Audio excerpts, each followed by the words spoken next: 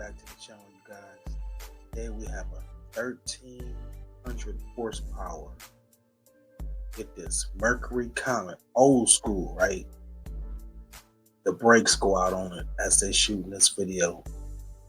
Stay tuned because it's about to go down. You don't want to miss this. Check it out.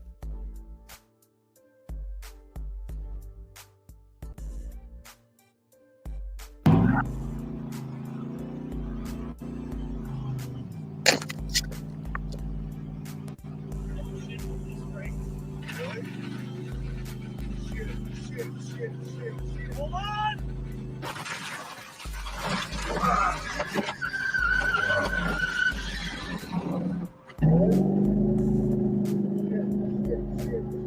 Hold on!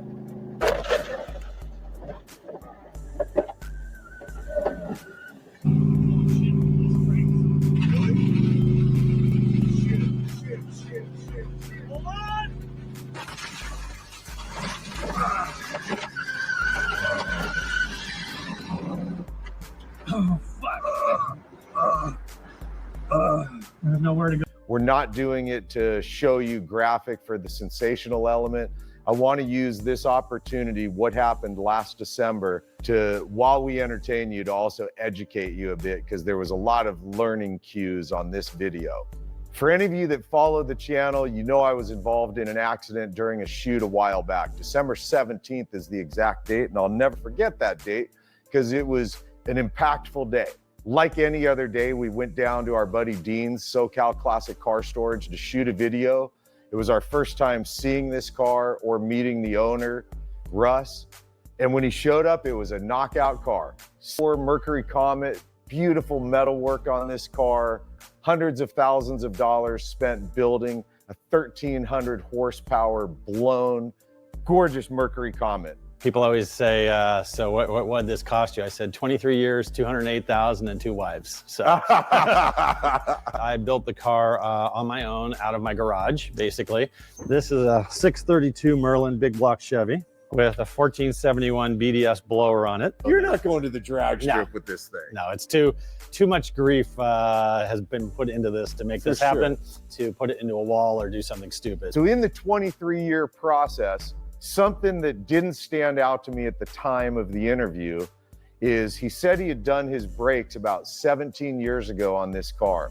Now, the car hasn't been driven much, but brake technology has changed dramatically over the last 17 years. You know, I've got a couple things on my wish list. Probably should put bigger brakes on it at the time. You know, you got to remember 23 years ago, no one had, 700 horsepower Hellcats and, 1,000 horsepower to the rear wheels was what, So we get all our beauty shots, we get all the B-roll, and we do our interview. Now it's time to go for our drive where we're just doing casual rolling shots. Our roller shots are typically speed limit or close to it, nothing radical on our rollers. And so we get in a car that has harnesses and I put on my lap belt, as does Russ. We're just doing casual driving, no big deal. Lap belt's just fine. Is it okay to put the, should I just leave the harnesses and sit against them? Yeah, that's what I do. I just spread them up. I highly recommend going forward, you guys put on your harnesses. If you don't have harnesses, I highly recommend putting them on. Here we go, down the road, right? Time to get some nice, beautiful rolling shots of this gorgeous Mercury Comet. We pull up to our first stoplight, which is, I don't even know if it's a mile away from where we've left from. As soon as we pull up to the light, I remember Russ throwing the car, automatic transmission, throwing it into neutral and tapping the accelerator. And he tells me the accelerator's sticking at a give or take at about 2,200 RPMs. Is that not usually where it's at?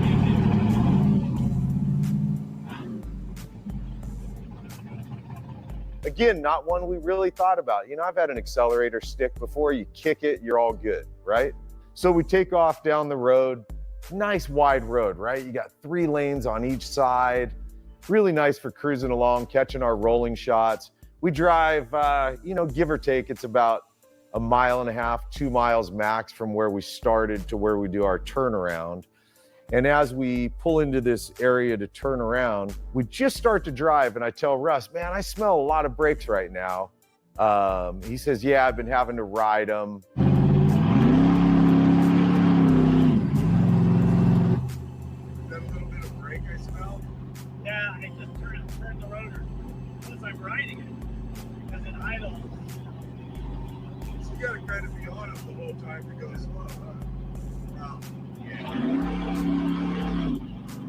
Again, you know, this is one of those times, you guys, and I'm trying to build it to the point. Ultimately, what I want to do while we entertain you here is I want to educate you, because we've all been in a lot of these scenarios before and nothing happened, you know, like what happened on this day. So we drive down the road, you know, another, quarter mile or so. We come up to a stoplight. So we pull up to the light. Car stops, you know, just like Russ said, he's fine. He's got brakes. Yeah, we smell brakes, but we're fine. It surges a little bit because that accelerator's sticking. And then this is what happens.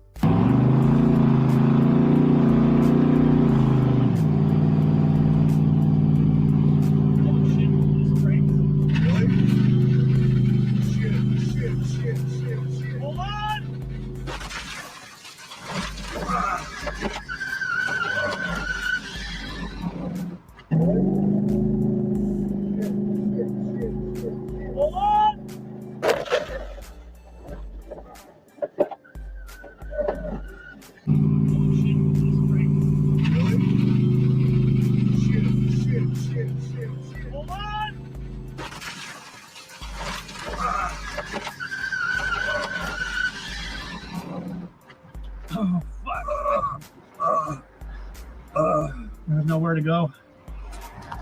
Fuck. So we take off like we always do. He picks up a little bit of speed, 45 to 50 miles an hour. Except for now, we see a red light ahead with cars stopped, and Russ puts the brakes on. And then I hear him say, no brakes, no brakes. He's pumping, he's trying to get brake. There is no brakes. We're looking ahead, there's a red light. There's cars stopped across 2 turn lanes, 3 straight lanes. And you'll notice Russ swerves to the left. His goal here is that those turn lanes are about to get a green arrow and he's gonna float in behind them. They don't get the green arrow.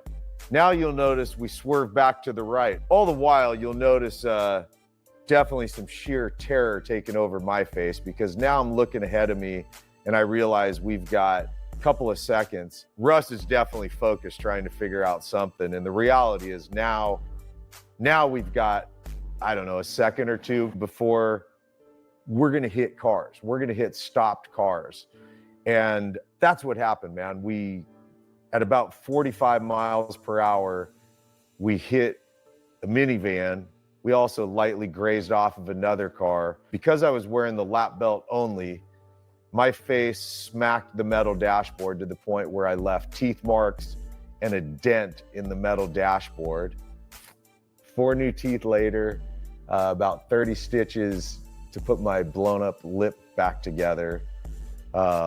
Russ straight armed at the point of impact, natural response, you know, and completely blew out his right elbow.